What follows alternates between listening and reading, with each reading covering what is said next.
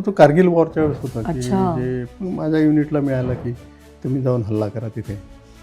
तर असं 27 जूनला मला अजून आठवते, रात्री आम्ही हल्ला केला. वापस यायच्या वेळेस सूर्य खाली गेला होता, पण ते पाकिस्तानच्या दुसऱ्या पोस्ट आम्ही त्यांचे जवळपास 15-20 लोक मारले, जास्त असतील काही होत नाही.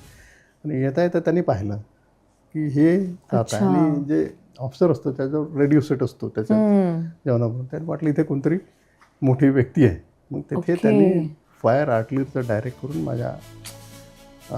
माझ्या पाठीवर करणे. आणि इतका आवाज असतो की तुमच्यावर जो बॉम्ब पडतो ना, ते हे जे तुमचे बॉम्ब बिम इथे काही नाही आहे, म्हणजे तुम्ही डिसओरिएंट होता, एवढं जबरदस्त आवाज. आणि आम्ही लपलो होतो नाल्यामध्ये, झुडपं होती, दगड होते. तर एकदा थोड्या वेळ असं झालं की मी पाहिलं की असं एकदम रक्ताचा फवारा उडाला. तर मी म्हटलं की अरे, म्हणजे माझ्या म्हणजे पहिले चेक करो, किसी को लगाय बॉम्ब लगाय, गोली लगी है, देखो कुछ ये. तो सगळे आपली घाबरून ते म्हणे नाही नाही साहेब कुछ नाही हुआ. जेव्हा सगळे सरदार होते माझे.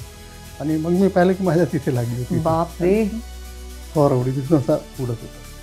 मग म्हटलं एवढं जर राहिलं तर मग आपण आता काही वाचू शकत नाही.